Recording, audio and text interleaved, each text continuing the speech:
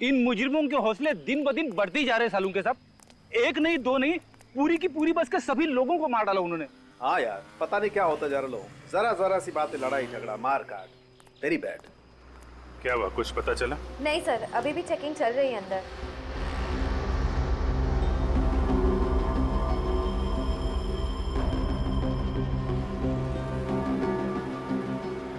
Sir 2 लड़कियां बची लेकिन बेहोश हैं। अभी कैसी तबीयत है इन लोगों की? सर इन्हें थोड़ी देर में होश आ जाएगा।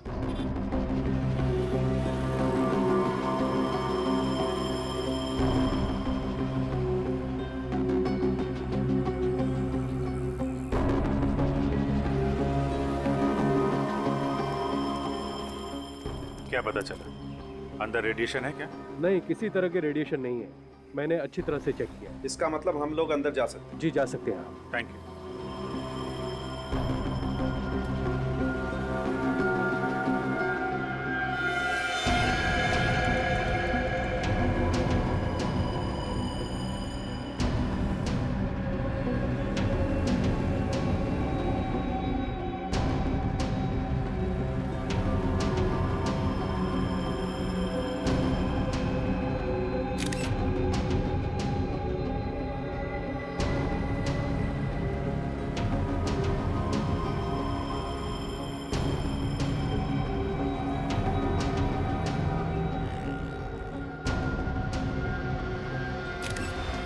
मामला तो जहर का ही लग रहा है सारों के साथ। सर, इतने सारे लोगों को एक साथ जहर दे दिया। मुझे तो लगता है इस बस की हवा में ही कोई जहरीली गैस घुस गई है, जिसकी वजह से हम मर गए। सालुंके साहब, आपको क्या लगता है कि कौन सी गैस हो सकती है? अब ये तो टेस्ट करने के बाद ही पता लगेगा कि कौन सी गैस है।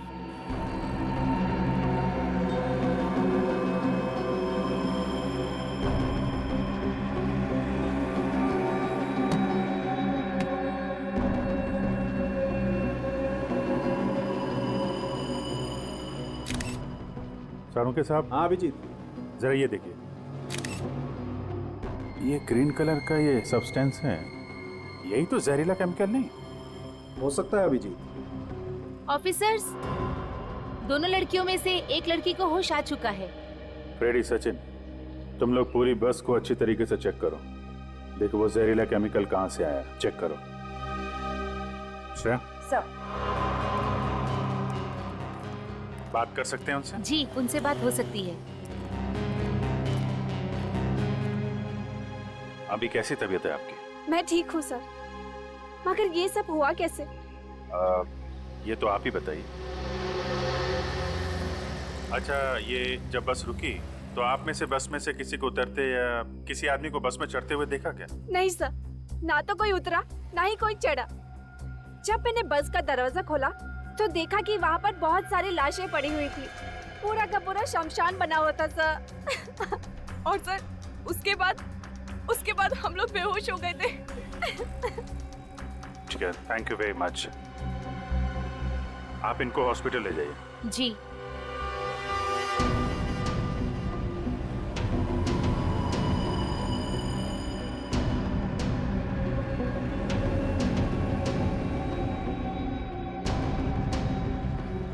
जी डॉक्टर साहब, कुछ पता चला क्या?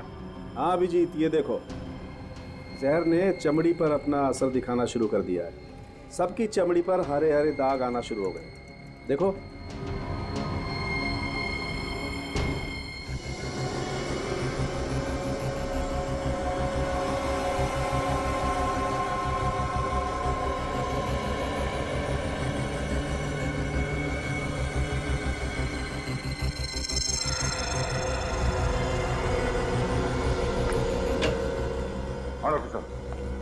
पता चला इतने सारे लोग कैसे मरे? हाँ दे, मैंने टेस्ट कर लिया। ये जो जगह जगह से चमड़ी हरी हो गई है ना, ये लैकोस सैंडाइल नाम की जहरीली गैस की वजह से हुई है। उस गैस की वजह से मौत हुई है इन लोगों की। लेस्कॉट सैंडाइल? ये किस तरह की गैस है? बहुत ही खतरनाक और कम पाई जाने वाली गैस है। एक ऐसा बायोकेमिकल एजेंट जो आसानी से किसी के हाथ नहीं लग सकता।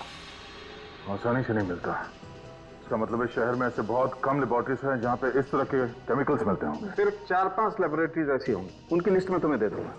थैंक यू डॉक्टर साहब। एक बात और, वैसे तो ये गैस हवा से भारी होती है, इसलिए बहुत धीरे धीरे फैलती है, लेकिन अगर इसे किसी तेज हवा के जरिए फैलाया जाए, जैसे कि पंखा या एसी, तो ये बहुत कम समय में बहुत ज्यादा खतरनाक हो सकती है। पंखा या एसी? बस भी तो एसी बस थी। एग्जैक्टली और आतंकवादी ये बात जानते थे, इसीलिए उन्होंने एसी बस चुनी, जिससे इन बेचारों को बचने का मौका ही नहीं मिला। और एक बात, अगर ये गैस किसी भी तरह इंसान के शरीर में चली जाए तो 7 से 10 मिनट के अंदर उसकी मौत तो निश्चित है। सर, जिसने भी ये किया है बहुत ही बड़ी प्लानिंग, बहुत ही बड़े मकसद के साथ किया है। एक बार ये पता चल जाए कि ये केमिकल आया कहां से, किस लेबोरेटरी से, तो मकसद भी पता चल जाएगा।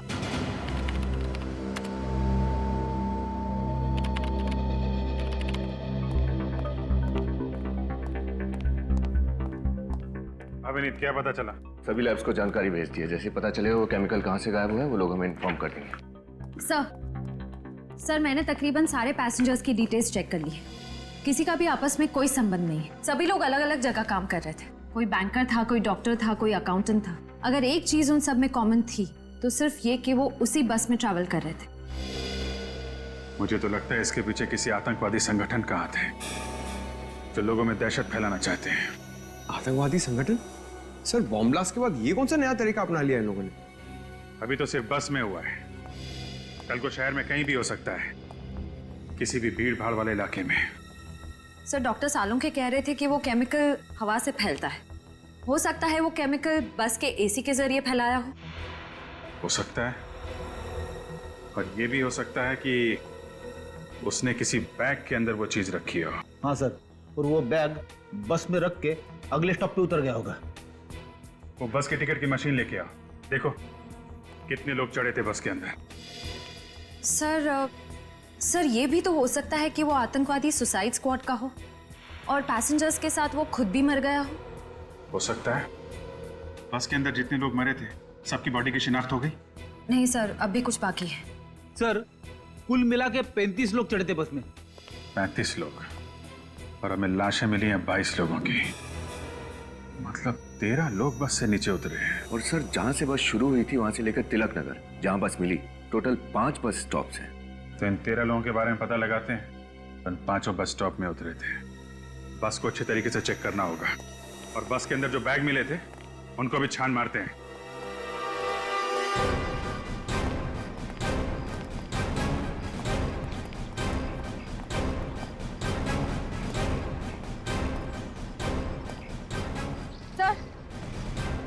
सर ये जतिन है, गाड़ियों के पुर्जे पुर्जे की अच्छी जानकारी है इसे।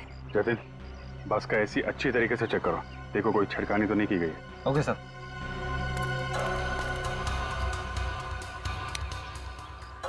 एसी का वेंटिलेशन चेक करो, देखो कहीं हरा रंग दिखता है क्या।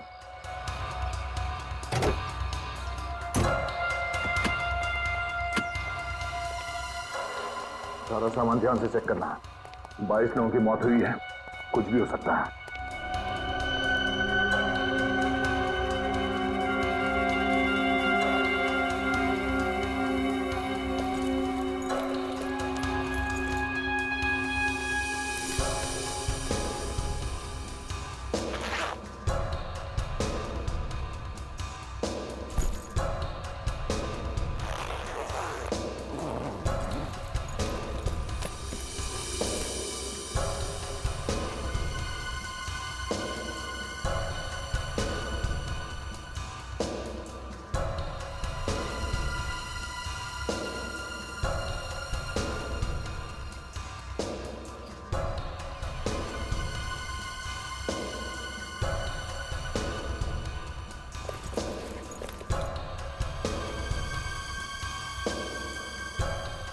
एक मिनट,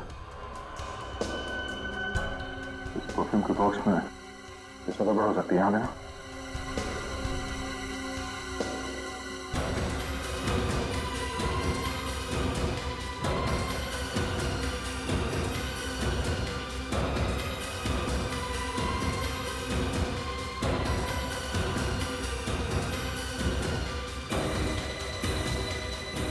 नहीं,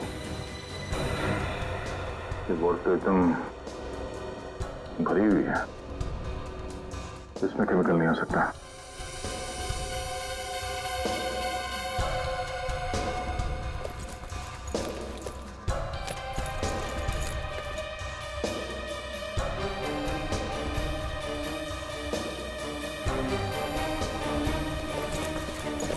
सर इन बैग्स में तो कुछ नहीं। सर इधर भी कुछ भी नहीं मिला। नहीं सर, कुछ भी नहीं है। कमाल है, सारा सामान चेक कर लिया पर केमिकल का कहीं कोई नामो निशान नहीं। शायद उस बस में कुछ मिला। सर एसी में तो कुछ नहीं मिला। कमाल है, बस में अगर नहीं है तो वो जहरीली गैस आई तो आई कहां से? वो एयर फिल्टर चेक किया? यस सर, कुछ नहीं मिला उसमें भी। एसी के जरिए अगर वो जहरीली गैस नहीं आई है बस के अंदर, तो फिर गैस आई कहां से?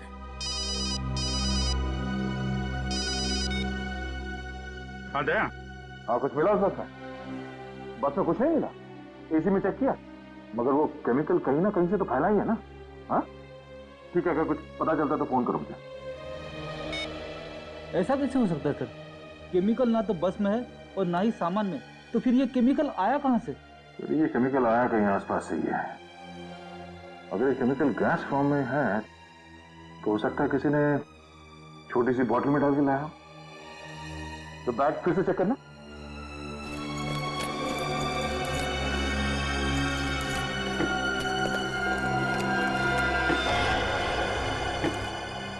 सर इस बैग के अंदर कुछ है। ये पूछो।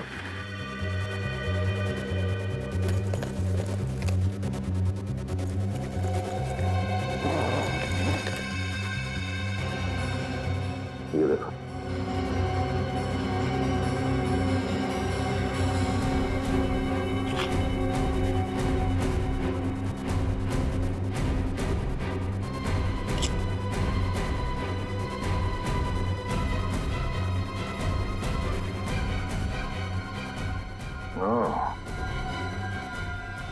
तो ये है वो बॉटल जिसमें केमिकल रखा गया था।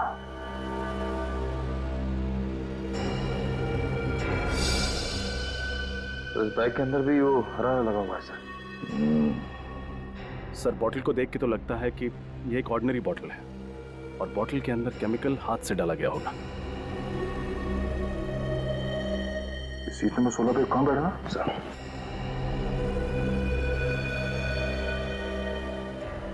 सर सीट नंबर 16 पे वो राजेश है सर। राजेश?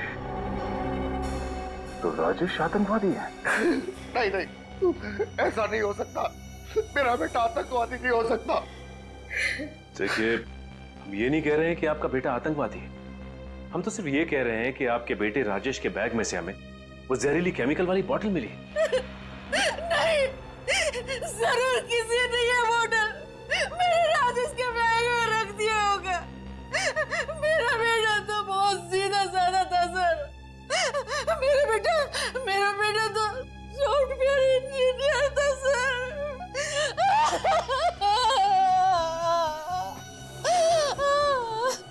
सर विश्वास कीजिए, वो ऐसा नहीं हो सकता।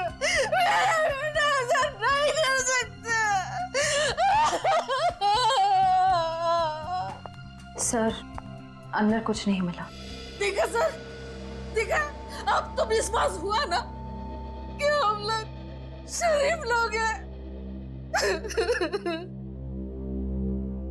एक तो बेटे की मौत ने हमें आधा कर दी, रही सही कसर इस इल्जाम ने।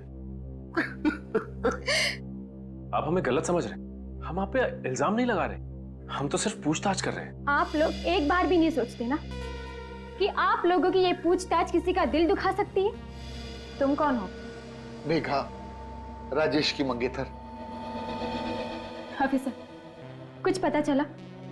राजेश और उसके दोस्तों की मौत का जिम्मेदार कौन है? क्या उस बस में राजेश के दोस्त भी थे? जी हाँ, उस बस में उसके 7 दोस्त थे जो उसी के ऑफिस में काम करते थे। कहीं ये सारा किया धरा ऑफिस में किसी दुश्मनी को लेकर तो नहीं? पर सर, अगर राजेश के ऑफिस में ऐसी कोई प्रॉब्लम होती तो वो मुझे बताते, जरूर बताते मुझे।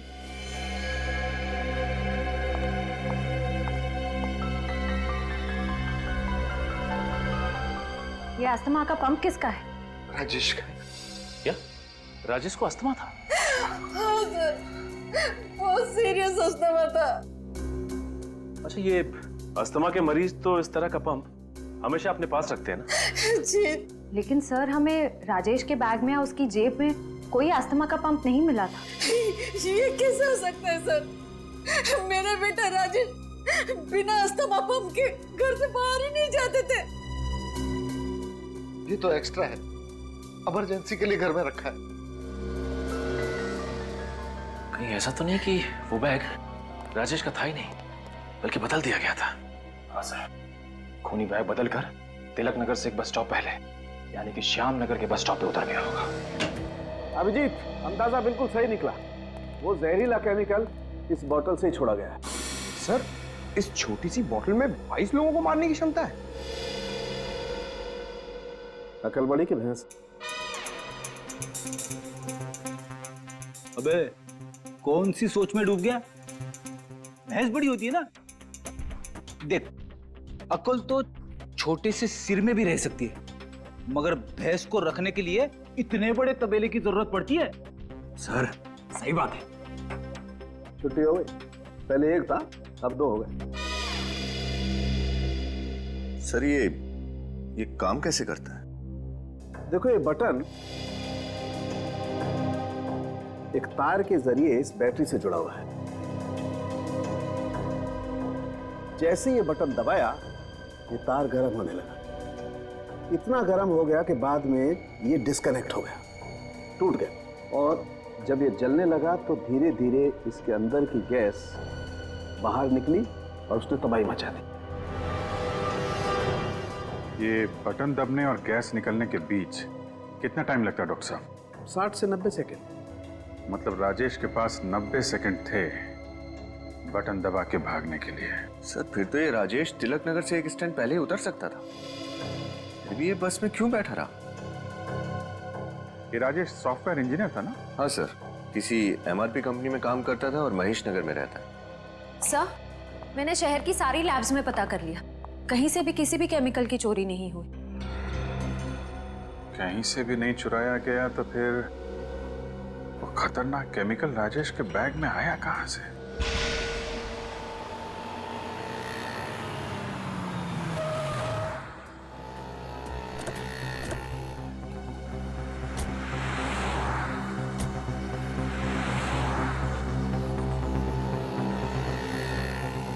यहाँ आसपास तो कुछ दिख नहीं रहा, ना कोई पान वाला ना कोई चाय वाला।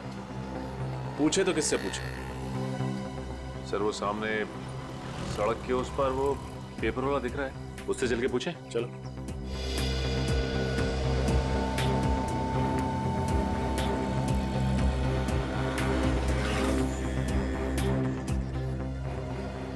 सुनो जरा, तुमने कल सुबह 8:30 से 8:45 के बीच किसी आदमी को इस बैग के साथ देखा था वहां बस से उतरते हुए? 8:30 और 9 के बीच? अरे हाँ साहब, 8:30 और 9 के बीच एक क्या मस्त शूटिंग चल रही थी साहब। अब उसको छोड़ के कोई ये हैंडबैग देखेगा क्या? शूटिंग? कैसी शूटिंग? साहब, वो सीरियल आ रहा है ना, क्या नाम है उसका, साजन सजनी। हाँ, साजन सजनी का प्यार, उसी की शूटिंग चल रही थी साहब। कहाँ हो रही थी ये शूटिंग? शूटिंग आइए ना साहब, दिखाता हूँ, आइए दिखाता हूँ।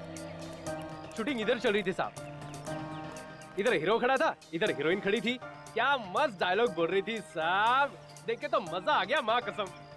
हीरोइन यहाँ पे और हीरो यहाँ पे खड़ा था, और ये बस स्टॉप एग्जैक्टली इसके पीछे। अच्छा ये बताओ कि कैमरा कहाँ लगा हुआ है? क्या साहब, जब हीरो इधर खड़ा है, हीरोइन इधर खड़ी है, तो कैमरा तो इधर ही होगा ना साहब। कैमरा वहां पे, हीरो हीरोइन यहाँ, और ठीक पीछे बस स्टॉप। शायद बस से उतरने वाले यात्री उस कैमरे में देखे होंगे। हाँ, ये हो सकता है। ये शूटिंग कितनी देर तक चली थी? अरे साहब, बात ये ना साहब, जो डायरेक्टर था बहुत खड़ूस था, हर बात पे काट काट काट, एक ही डायलॉग पूरे 2-2.5 घंटे। ठीक है। क्या नाम पता है सीरियल का? साहब, लगता है आपको भी शूटिंग देखनी है। हा? अरे साहब, इधर बगल वाली गली ना, उधर शूटिंग चल रही है, जाकर देख लो ना साहब। चलो। राहुल, राहुल, मैं तुमसे प्यार करती हूँ राहुल। तो छोड़ दो इस दुनिया को, कुर्बान कर दो इस जान को और आ जाओ मेरी बाहों। आई। कट कट कट, ये क्या कर रहे हो तुम दोनों? 18वां रीटेक था। अगर इसी शॉट में पूरा दिन निकल गया तो प्रोड्यूसर तो मेरा बैंड बजा देगा।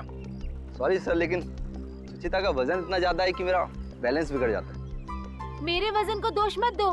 अगर जिम में तुमने ज्यादा मेहनत की होती ना तो आज ये नौबत नहीं आती। डायरेक्टर साहब, हमें आपसे कुछ बात करनी है। लो, अब इनको भी मुझसे बात करनी है। बताइए क्या बात करनी है? हम लोग सीआईडी से। आप लोग सीआईडी से हैं? लेकिन सर मेरे पास यहाँ शूट करने की परमिशन है। ये देखिए सर, ये लेटर है। इसकी जरूरत नहीं, हमारे यहाँ आने की वजह कुछ और ही है। वो क्या सर?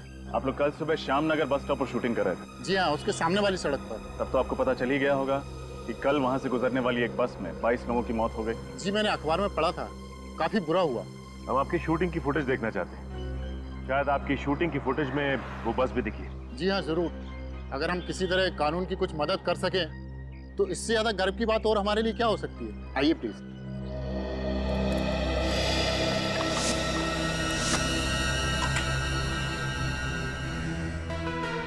हमारे पास दो ही रास्ते। क्या? या तो हम घर से भाग चलते हैं या फिर आत्महत्या। आत्महत्या? क्या कर सकते हैं? तुम पागल हो गए हो?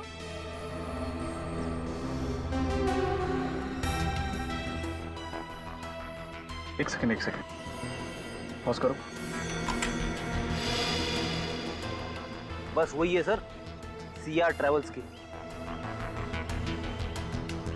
अब इसके आगे प्ले करो।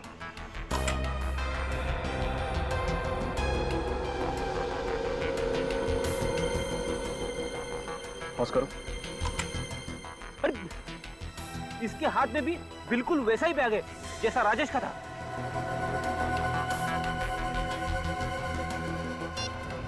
इसकी फोटो हर अखबार, हर न्यूज चैनल में दे देता है। कोई तो पहचानेगा इसे। आगे प्ले करो।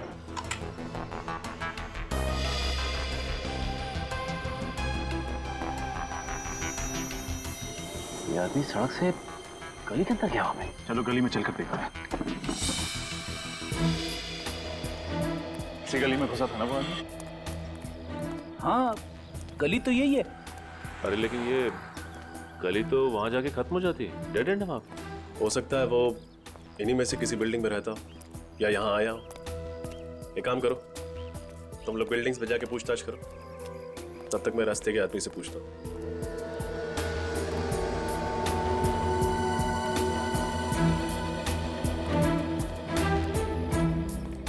अरे भाई, तुम रोज अपना ठेला यहीं लगाते हो? हाँ साहब, हम सवेरे 7 से रात के 9 बजे तक यहीं ठेला लगाते। तब तो तुमने कल सुबह जरूर एक आदमी को इस गली में घुसते हुए देखा हो। उसके हाथ में एक बैग था। आप?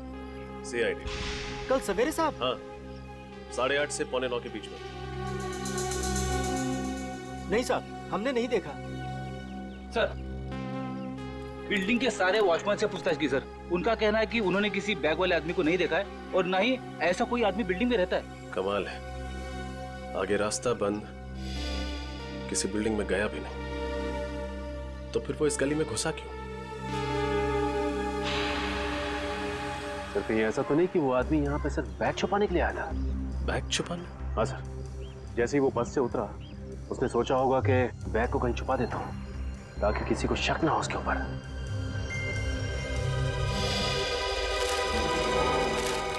हाँ सचिन, सुनो, कल तुम्हें इस डिब्बे में कोई बैग मिला था? नहीं साहब, कल तो मैं बीमार था साहब, कल मैं आया नहीं था साहब। इसका मतलब कल का कचरा अभी भी इस डिब्बे में ही होगा। चेक करो।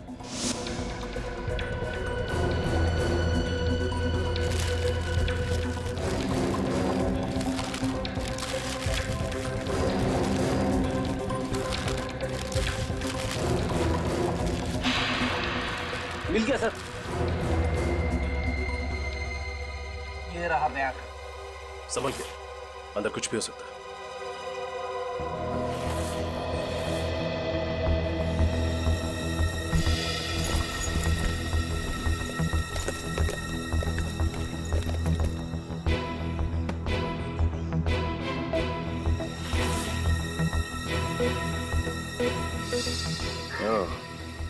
ये रहा राजेश का अस्थमा पंथ। ये बैग राजेश का ही है।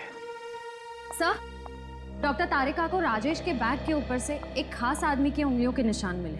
अच्छा, कौन है वो? सर मुन्ना नाम का पुराना मुजरिम है। 2 साल पहले गन्स की स्मगलिंग में पकड़ा गया था। मुन्ना? पंकज, अपना डाटा चेक करो, निकालो इस मुन्ना का इतिहास। मुन्ना? सर, मुन्ना ने काफी प्लानिंग की होगी इस सब के लिए। राजेश पे नजर रखी होगी और ठीक राजेश के जैसा ही बैग बाजार से खरीदा होगा ताकि उसे बदला जा सके। सर, ये देखिए। सर, स्मगलिंग के अलावा मुन्ना सुपारी लेके खून भी करता है, मगर इसका कोई एड्रेस नहीं है। सर, एक हरिया नाम का आदमी भी काम किया करता था इस मुन्ना के साथ। मैं जानता हूँ इसे, बाद में वो खबरी बन गया। Very good. फोन लगाओ इस हरिया को, पता ठिकाना मिलेगा इस मुन्ना का। यस सर, ये मुन्ना तो सुपारी किलर है, फिर ये आतंकवादियों के साथ कैसे मिल गया? पैसे को लालच दिया होगा, बन गया सुपारी किलर से आतंकवादी। सर, इस मुन्ना का पता चल गया सर। कहाँ है? पीपटवाड़ी में कहीं अपना अड्डा बना के रखा है इसने। पीपटवाड़ी? इस मुन्ना बेटा को लोरी सुनाने का टाइम आ गया है। मुन्ना एक आतंकवादी है, संभाल के, कुछ भी हो सकता है।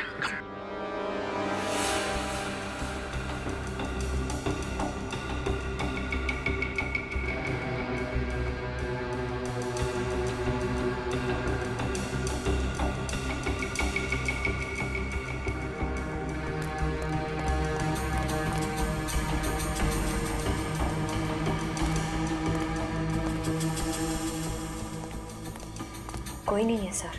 कोई नहीं?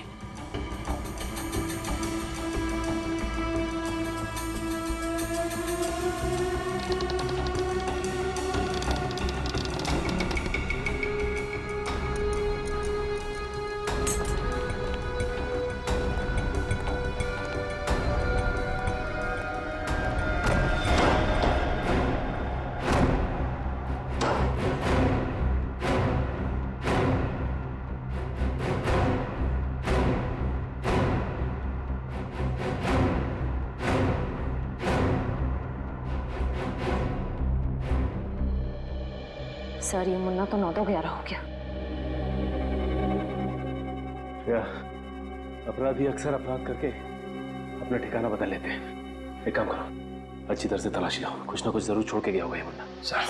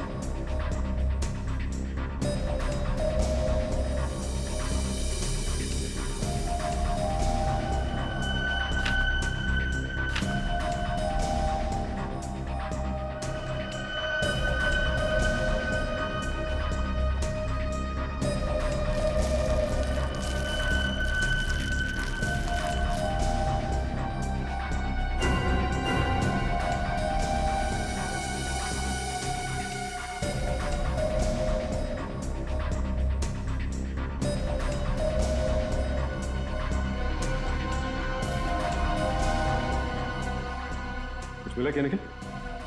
इस नोटपैड पे कुछ लिखा गया था पर कुछ दिख नहीं रहा है साहब। उठाओ इसे, देखो कुछ काम का है क्या? सर।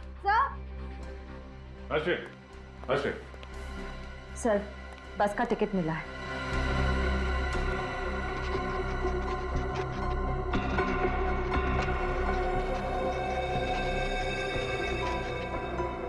एक बात तो पक्की हो गई कि वो बैग उस बस में मुन्ना नहीं रखा था, उसी बस की टिकट है और टाइम और डेट भी मैच कर रहे हैं। लेकिन ये क्या, मुन्ना ने बस एनडी नगर से पकड़ी थी, पीपटवाड़ी से नहीं। पर सर, मुन्ना को एनडी नगर बस स्टॉप जाने की क्या जरूरत पड़ गई? उसके लिए तो पीपटवाड़ी का बस स्टॉप ज्यादा नजदीक पड़ता।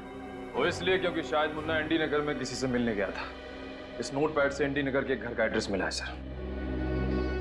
एनडी नगर? हमारी अगली मंजिल एनडी नगर का ये घर है। हो सकता है मुन्ना का ये नया ठिकाना। सर दरवाजा खुला है, लगता है मुन्ना अंदर ही है, संभाल के।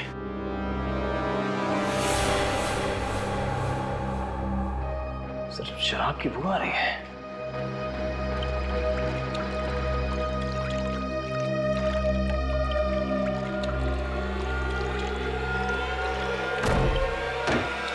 माय गॉड,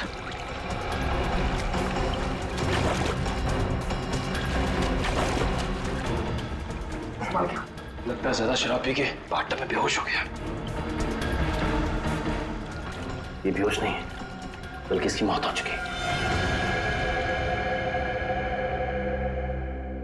ये तो मुन्ना नहीं है, आखिर है कौन? सर इसका नाम सनी है, इसके पास में ये ड्राइविंग लाइसेंस है। सनी? मुन्ना जैसे आदमी के पास सनी का एड्रेस कैसे आया?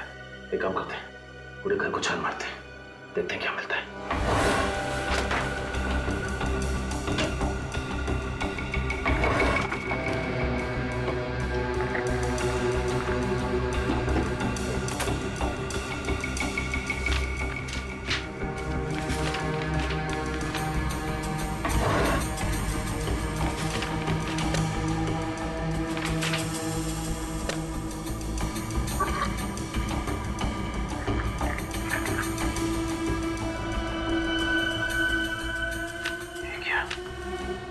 रणविजय, ये भी तो उस बस में था ना, इसकी भी तो मौत हो चुकी है। सर फोटो देख के तो लगता है कि ये सनी और रणविजय एक दूसरे को जानते थे, और लगता है गहरे दोस्त भी थे।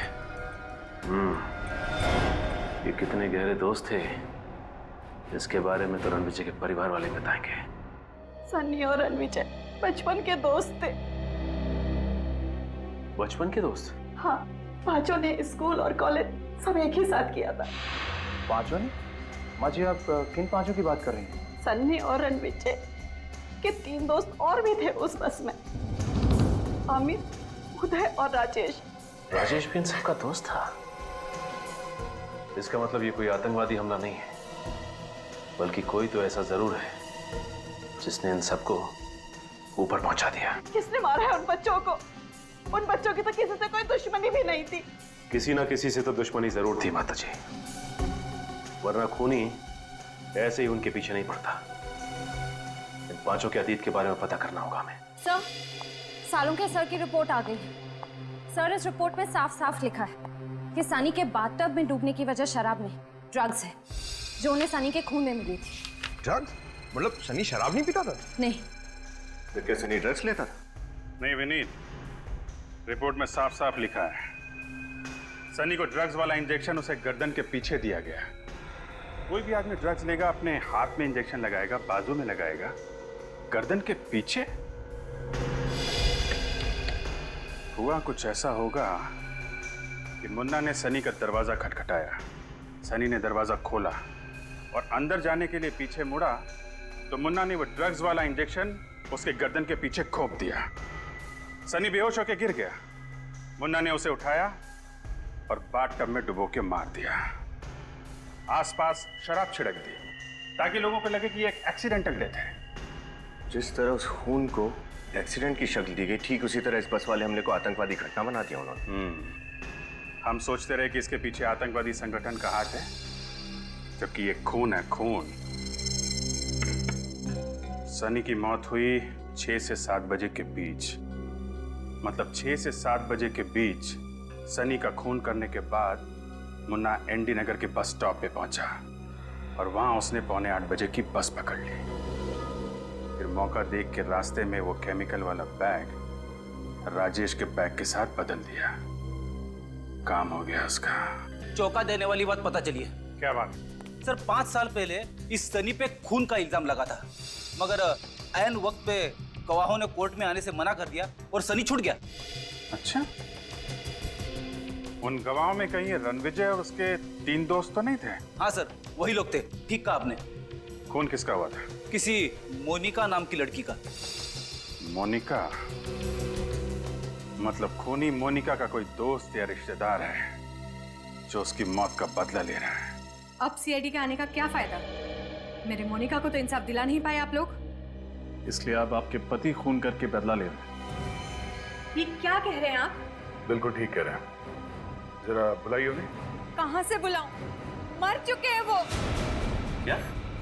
उनकी भी मौत हो चुकी? जी हाँ। एक बूढ़े बाप के कंधों में इतनी ताकत नहीं होती कि जवान बेटी के अर्थी के साथ कानून की नाइंसाफी का बोझ भी सह सके। जब कानून ने मेरी मोनिका के खूनी को आजाद छोड़ दिया तो वो ये बर्दाश्त नहीं कर पाए, आत्महत्या कर ली उन्होंने। बहुत बुरा हुआ आपके साथ, प्लीज संभालिए अपने आप को। देखिए माँ जी, आपके परिवार के साथ जो कुछ भी हुआ उस बात का बेहद अफसोस है हमें। पहले आपकी बेटी मोनिका और उसके बाद आपके पति। बात दरअसल ये है कि कोई तो है जो मोनिका के खूनी और उसके दोस्तों की जान ले रहा है। क्या? मोनिका का कातिल मारा गया? ये किसने किया? हम भी यही पता लगाने की कोशिश कर रहे हैं। जरूर कोई मोनिका के पास वाला ही होगा। नहीं, लेकिन जो भी ये कर रहा है ना, मेरी दुआएं हैं उसके साथ। कोई तो है जो मेरी बेटी के खून का बदला ले रहा है। वो सिर्फ आपकी बेटी के खूनी को ही नहीं, बल्कि साथ साथ कई मासूम लोगों को अपना शिकार बना चुका है। अब अगर ऐसे आदमी को आप दुआ देंगे, माँ जी, मुझे नहीं लगता कि ये अच्छी बात होगी। माँ जी, मोनिका का कोई भाई है? जी नहीं, वो हमारी इकलौती संतान थी। तो फिर हो सकता है कि आपकी बेटी मोनिका किसी से प्यार करती हो? हाँ, वो और संजय एक दूसरे से बेहद प्यार करते थे। शादी भी होने वाली थी उनकी, पर वो तो बहुत नेक लड़का है, वो ऐसा नहीं कर सकता। वो कितना नेक है वो तो हम पता कर ही लेंगे। संजय, ये क्या बकवास कर रहे हो मुन्ना तुम? सारे पैसे मैं तुम्हें दे चुका हूं ना? संजय साहब, सारे नहीं, आधे पैसे। क्या मतलब? मतलब वो सारे पैसे 4 लोगों को मारने के लिए दिए गए थे। उनके साथ 18 लोग और मारे गए। उनका क्या? वो क्या मुफ्त में मारे गए? देखो मुन्ना, ये तो सरासर बेईमानी है। बेईमानी के धंधे में ईमान ढूंढ रहे हैं। मुझे पैसे चाहिए, पैसे। देखो मुन्ना, तुम्हें शुरुआत से पता था कि प्लान के हिसाब से बस में जितने भी लोग होंगे वो सबके सब मारे जाएंगे, ताकि वो 4 दोस्त मारे जा सके। पुलिस को ये एक आतंकवादी हमला लगे। अब मेरे पास और पैसे नहीं है, तुम प्लीज यहाँ से जाओ। ठीक है, कोई बात नहीं, सारे सबूत हैं मेरे पास। पुलिस को तुम तक पहुंचने में ज्यादा टाइम नहीं लगेगा। तो तुम मुझे ब्लैकमेल कर रहे हो? देखो, ये सही नहीं है। क्या सही है और क्या गलत, ये तो पहले सोचना चाहिए था। ठीक कहा, मुझे पहले ही सोचना चाहिए था।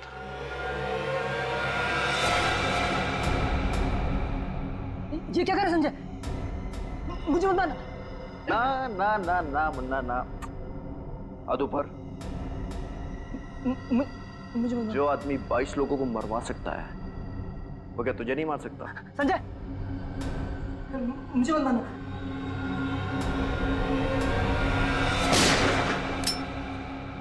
सीआईडी,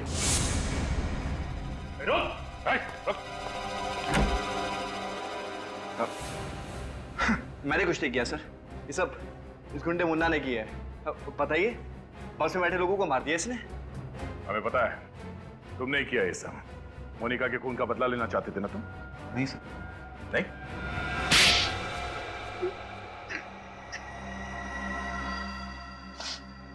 हाँ, मैंने किया है सब।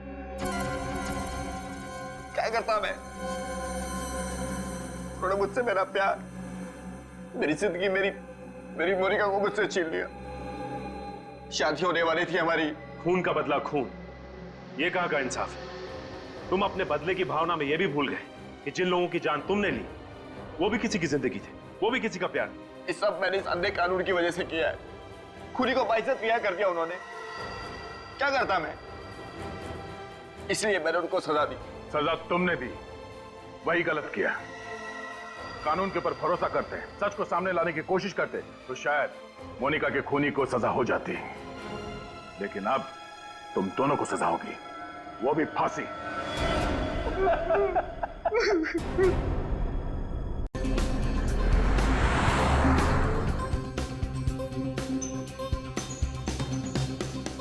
बस आज इतनी धीरे क्यों चल रही है?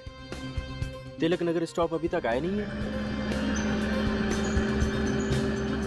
सुनिए भाई साहब, स्कोर क्या हुआ? 217 पे 4। अरे यार, लगता है इस बार भी इंडिया हार जाएगी। अरे नहीं, जब तक अपना कैप्टन क्रीज पर है ना, तब तक हम जीत सकते हैं। देखते हैं।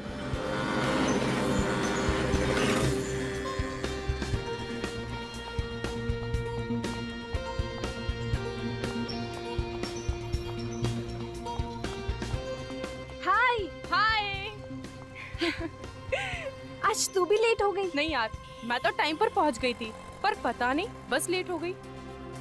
थैंक गॉड कि बस अभी तक नहीं आई। पता नहीं आज बस को क्या हो गया, हमेशा तो टाइम पर आ जाती है ना। देखो ना, अब शहर का ट्रैफिक भी इतना दिन ब दिन बढ़ते जा रहा है कि कोई क्या कर सकता है। इसीलिए कहती हूँ बेबी, एक कार खरीद ले। ये रोज रोज का ना बस का झंझट ही खत्म हो जाएगा। ना बाबा ना, अपने घर की EMI चुकाते चुकाते मेरी आधी सैलरी खत्म हो जाती है। कार खरीद ली तो मेरी कमर ही टूट जाएगी। तो अपने बॉस को क्यों नहीं बोलती सैलरी बढ़ाने के लिए? वैसे भी वो तेरी किसी भी बात को इनकार कहाँ करते। नहीं, ऐसा कुछ नहीं है। अरे बस आ गई।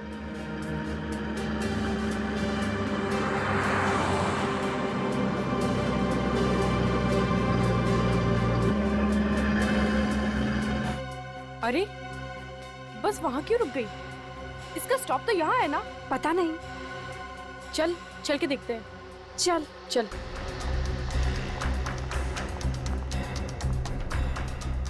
दरवाजा खोलो। अरे भैया, दरवाजा खोलो। कोई खोल ही नहीं रहा।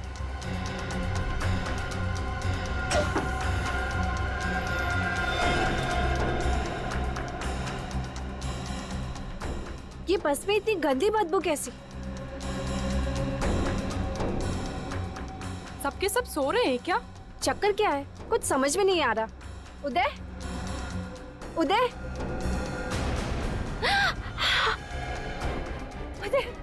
मधु,